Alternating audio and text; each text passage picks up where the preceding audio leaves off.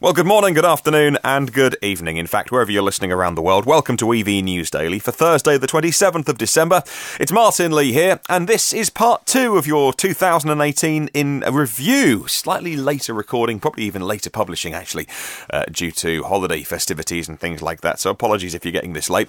But thank you, as always, to myev.com for helping make this show. So if you're new to us, by the way, and you've discovered the podcast, normally this is the daily news about EVs, but this week we're looking back at the 2018, and we always do it with the help of the world's first marketplace to help you buy and sell electric vehicles. If you haven't checked out myev.com, it is the very next thing you should do. And thank you to the Patreon supporters who make sure this show gets on the air every day, albeit slightly late today. And thank you very much to those who help spread the word about EVs to thousands of people around the world. A new executive producer of the show is Brian Young. Thank you, Brian, for joining up. And also Zach Hurst. Brian and Zach, new exec producers. Thank you to John as well, John Nodell. John has been supporting us for a while and increased his Patreon subscription, his support, and joining him as a producer at producer level is David. I think that would be David Warriero or Warriero. I've got your name wrong. As always, tell me. I normally do. It's normally second or third attempt we finally get there. Let's continue our review of the year, and let's look back at March 2018. So much has happened in the world of electric cars. Some things seem 5 minutes ago, and some things seem a lot longer ago because so much has happened. And it was on the 1st of March that Kia was spotted testing a pure electric version of the Niro, at the time called the Niro EV, then renamed the e-Niro, and rumours were that the Kia Soul EV would be using the Kona and Niro battery packs at 64 kilowatt hours. At the time, I was surprised. Turned out to be true. We heard in the last few weeks that massive 64 kilowatt hour battery pack would indeed be making its way to the new Kia Soul EV. And a kind of bittersweet story, this one. Nobody would ever want to go through a carjacking. It must be horrific and emotionally horrendous to go through someone breaking into your car whilst you're driving. But a carjacker was reported in the US of breaking into stealing an EV from someone who'd stopped at some lights, but then couldn't drive it because it was an electric car. More proof that this person wasn't exactly the sharpest tool in the box. On the 2nd of March, we got that full details about the Jaguar I-Pace. It was the live stream with Johnny Smith. Remember that? Back 2nd of March. Wow, we first saw the live stream of the I-Pace with all of its fantastic achievements from the team at Jaguar. And on the 3rd of March, we heard about a new protocol for CHAdeMO, the CHAdeMO standard, which is, lots of people here in Europe use the CCS plug, but it's worth remembering CHAdeMO far, far bigger around the world. People tend to live in their little bubble where they are. Naturally, that's human nature. It's understandable, but you need to remember that the CHAdeMO plug is considerably more popular than the CCS plug, and it's getting a 2.0 version. Like CCS, a ludicrous mode, if you like, to charge up to something like 1,000 volts it's going to be capable of. On the 5th of March, we heard about that Chinese solar road, which would then make news through the year as websites all around the world discovered that and were scratching their heads at the concept of a road made of solar panels. On the 7th of March, I think it must have been a motor show. I wasn't in Geneva around 7th of March because I've got loads of notes here. The BMW i4 was announced. Aston Martin announced their Lagonda brand would be revived for electrification. The VW boss at the time defended diesel, saying that governments around the world will need it for many years. Yes, that was the previous boss who didn't last much longer at VW after defending diesel. Not the best thing to do for his PR people as well.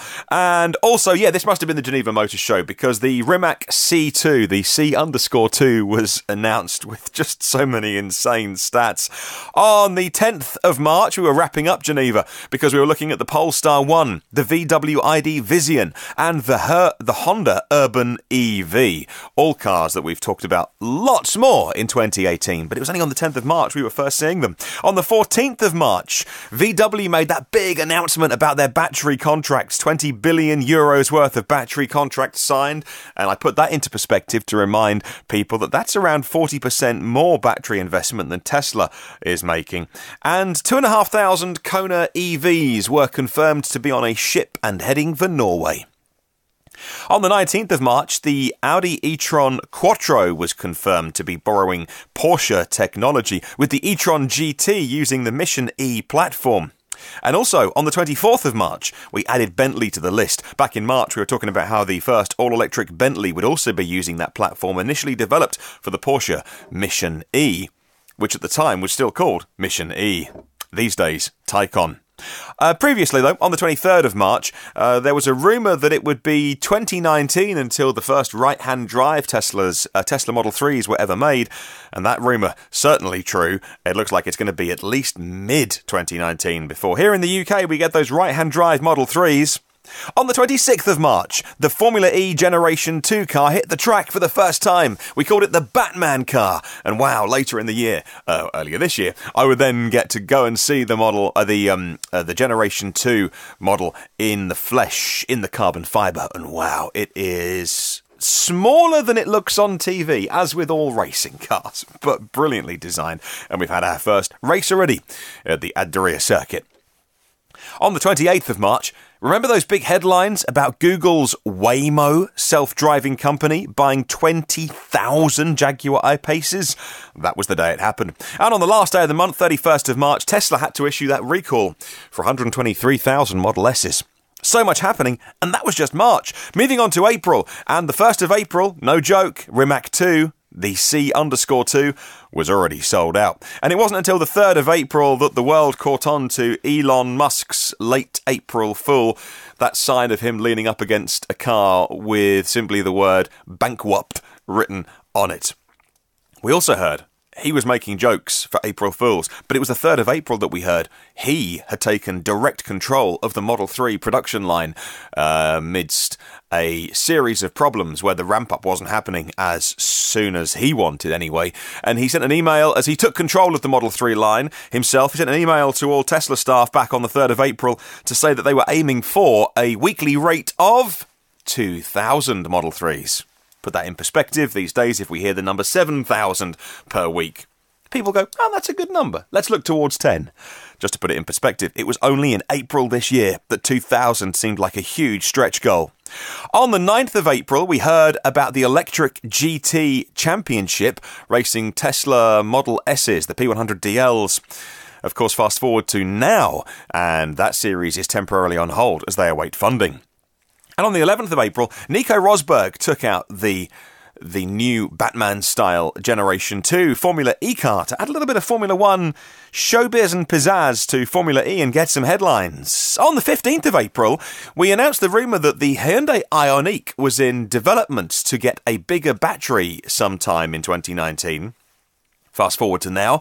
Still hasn't arrived, and it looks like, though, by the end of the year, I know that's so much jam tomorrow, by the end of the year, that Hyundai Ioniq could be getting a bigger battery pack. But not an insanely large battery pack, by the way. Like the Kia Soul has gone 64 kilowatt hour. That's really impressive. Hyundai Ioniq, a very, very efficient car, by the way, even when they add a larger battery pack to it in 2019, late in 2019. The rumours are that it still won't be as big as that. They're still going for smaller packs in the Ioniq. Of course, the Ioniq is a platform built for fossil, hybrid and pure BEV. On the 19th of April, we first saw pictures of a royal seal of approval. Prince Charles here in the UK, driving himself in a Jaguar I-Pace. Of course, when you are an heir to the throne, you can get hold of cars slightly quicker than the rest of us.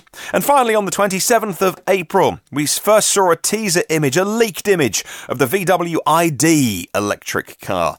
At the time, it looked pretty much like a Golf, and they were very keen for us not to call it a Golf, by the way, even though it looks like one and is the same price, same size, and pretty much same performance specs as the Golf buyer. Don't call it a Golf, whatever you do. The 8th generation VW Golf was announced, though. That's the car they did want us to talk about Golfs, and that's going to feature a 48-volt mild hybrid. So using not the high-voltage orange leads that you see on the high-voltage bits of EVs, but keeping it 48 volts keeps it low enough voltage to make it more affordable, easier to work on, and it can look after things like spinning up wheels and pumps and pulleys and all those things that ICE engines do that make them more inefficient. Oh, and we heard the price tag of the Polestar 1, $155,000. Although they were quite keen for you not to buy one, but to subscribe to one.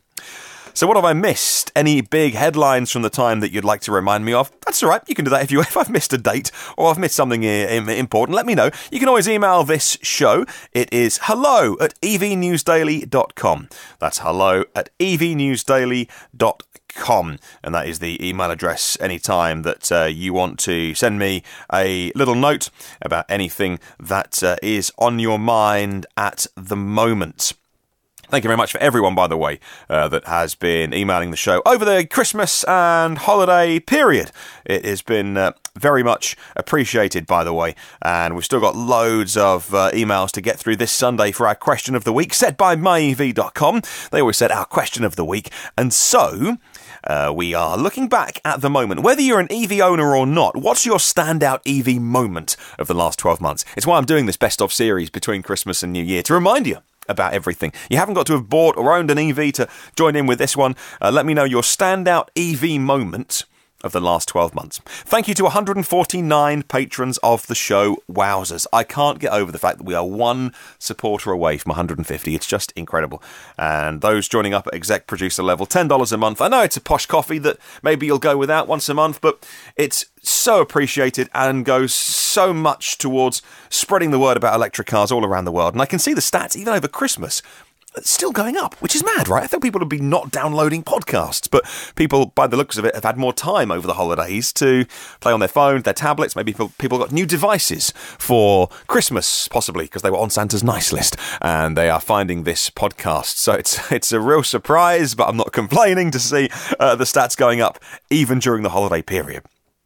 Well, there are 337 previous shows online for free, thanks to our patrons. And if you would like to subscribe to it, we put it on YouTube as well as audio only. Then you can subscribe on any platform. You get it first and free and automatically. And normally it's on time. And in the meantime, catch up on the socials, Facebook, LinkedIn and Twitter by searching EV News Daily. Do have a wonderful day, and I'll catch you tomorrow.